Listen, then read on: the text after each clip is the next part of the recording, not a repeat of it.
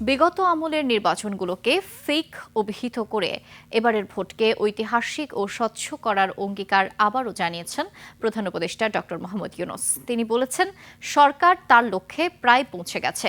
নির্বাচন রাজনৈতিক কাঠামোর মধ্যে একটা অভূতপূর্ব পরিবর্তন নিয়ে আসবে। বিস্তারিত আব্দুল কাদের নাহিদের রিপোর্টে।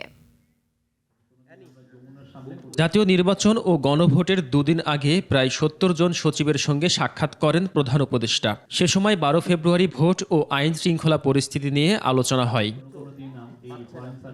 পরে প্রেস সচিব ব্রিফিংয়ে জানান, বৈঠকে প্রধান উপদেষ্টা বলেছেন, এবারের ভোট হবে ঐতিহাসিক ও স্বচ্ছ।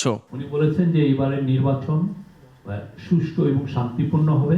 প্রথমবারের মতো আমাদের প্রবাসী ভাই বোনরা পলিটিক্যাল প্রসেসের সাথে ইনক্লুডেড হলেন।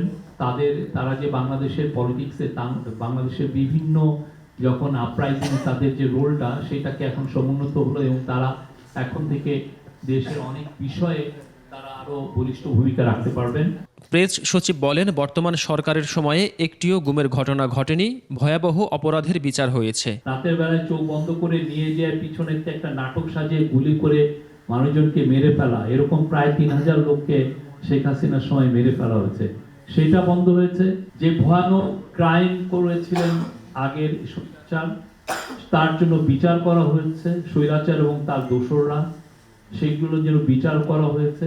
সব উপদেষ্টার সম্পদের বিবরণী ২-১ দিনের মধ্যে প্রকাশ করা হবে বলেও জানান প্রেস সচিব।